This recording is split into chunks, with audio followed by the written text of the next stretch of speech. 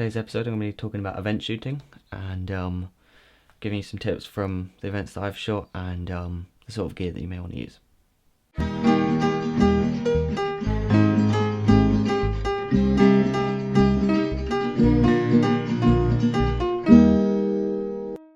Hello, my name is Simon Cade and this is DSLR Guide. So let's get straight into it. Basically, the other Saturday I was shooting a carnival, and basically I was asked to get full coverage of the event, and yeah, so I'm basically just going to talk you through what kind of gear I used and yeah, any advice. So in terms of gear, I was using my 600D with two lenses, the Tamron 17-50 VC and the Canon 7200 2.8. Now these worked really nicely because it basically meant that I could basically just walk around with one of the two lenses and then had the other one easily accessible in my lens pouch, and then I could just very quickly switch between the two at any point. And I was also using an ND filter for the whole day. I was using a Janus ND filter, which is a great ND filter in terms of most features, although it does give you a colour cast which you have to correct for in post. But other than that, it's a great ND filter. And the other piece of equipment that I was using throughout the whole thing was my carry speed viewfinder. Now I did a review on this a little while back, so you can check that out. And but basically this just meant that I could focus better. You know, there wouldn't be flare from the sun going on the screen, and gives you an extra point of contact for stability as well. And speaking of stabilization, I used the Manfrotto 560B, which worked great with both of my lenses, even all the way to 200mm. And for the whole day I was rolling with my Landpart external battery, and I've talked about this in a previous video, but this has kind of been the first time I've got to use it for a full day, and I can really I have no complaints about that product.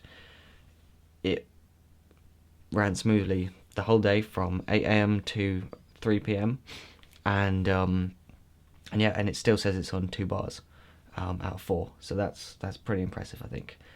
But nonetheless, I still had my 4 backup batteries. I had, in case, you know, anything went wrong, it's always good to have plenty of spare batteries. I had 3 SD cards, which was more than enough. And as usual, you want to have plenty of extra batteries. I had an extra battery for my microphone, extra batteries for my Zoom H1.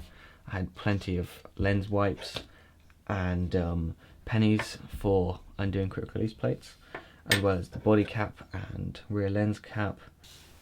And it's always good to carry around business cards, especially on a shoot, because you know, you're talking to a lot of people, and any opportunity could be a potential any person there could be a potential client. So I had to make sure I had plenty of those. Now the other thing is I was running Magic Lantern for the whole day, which I'm going to do a separate video about, but to just kind of put it in a nutshell, it meant that I could use the focus peaking, and I could have fine-tuned ISOs, so I could use the native 160 ISO, which means it's a bit cleaner than ISO 100. And it also meant that I could use the log feature, which would save a text file so that I could later see exactly what camera settings I was using, which is useful, especially for something like this, where I'm going to be talking about the shots that I did later on. But like I said, Magic Lantern, I'll do a proper video on that later. And basically what I did is I would just walk around and just walk around holding my camera, looking out for potential nice looking shots, and then would just kind of frame up the shot and see if I could capture anything. You know, good things are people smiling, people just generally having a good time, because, you know, that's what my client really wanted, was to see basically people having a good time at the event. Now my first piece of advice for event shooting is to use telephoto lenses. Now the good thing about this is basically people act more naturally when they haven't got a camera right in their face. So if you can just back up and zoom in, then it means that people just act more naturally and feel a lot more comfortable. And also I really like the look of a telephoto lens, the compression that you get, and yeah, it gives it quite a professional look. So the most important thing about event shooting is basically just talk to people. So I'd already talked to my client plenty beforehand. I knew roughly what was going on, and I knew basically what he wanted from me. And I also asked him about whether there's anything specific that he wanted me to get coverage of, things that you wouldn't want to miss. So for instance, there was the parade that came through at, I think it was 12 o'clock. So basically I stood in the right position plenty of time early enough so that I made sure that I wouldn't miss it. And I already had decided to use my standard lens, not the telephoto, just so that it's a bit more versatile, and if there's something you don't want to miss, then it's always good to go a bit wider if you're not really sure exactly how it's going to work out. And then other than that, you basically just try and be as friendly as possible and talk to people. So for instance, I got quite a cool looking shot by just asking the fairground people if I could take a free ride on the Ferris wheel, and this basically meant I could get a cool shot that almost looks as if it's been done on a giant crane, and really kind of shows all the people there. I chose to do it at peak time so that you could really demonstrate how popular the event was. And then other than that, basically the focus is just to get nice looking shots with good framing and just interesting shots. This was kind of always trying to retain the highlights and make sure that everything was always in focus. That's basically the primary thing with event shooting. Now if you're doing something like a wedding, everything's a bit more high pressure, and it kind of becomes more about making sure you capture stuff. But the good thing about an event like this, a carnival or a birthday party or something, is that I could pretty much just walk around and look out for shots.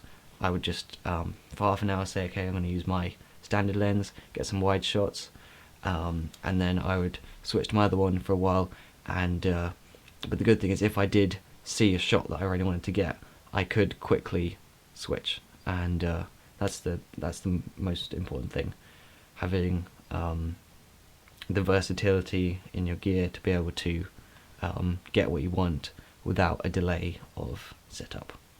Now, the thing that makes documentaries and event shoots really interesting is two things. Either what you're filming and what's going on is really exciting and really cool, or the people there are interesting, and that's usually the kind of standard thing to do, is to interview people.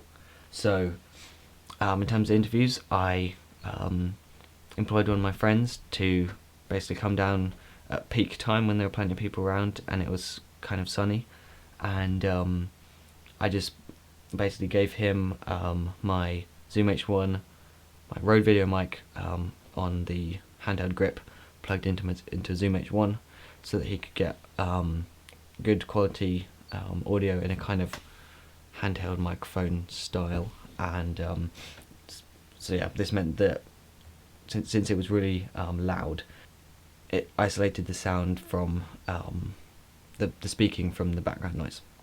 And yeah, basically I just asked, we kind of had already planned the sort of thing we wanted people to say, which was kind of just, we were asking them about the community and basically just what they thought of the event. And interviews are really tricky. There's nothing fun about interviews, I don't think. Some people may enjoy it, but for me it's really just going up to random people and trying to get them to talk in front of the camera can be quite tricky. And we got a lot of people, not interested, but we did manage to get quite a few decent interviews. And yeah, you basically just have to approach people and say, explain what it is you're doing, explain that it won't take long. we did just 2 or 3 questions, so it was really going to take less than a minute. And as the cameraman, all I had to do was just make sure that I was in focus and framed up, and that's a lot better than me trying to ask the questions as well.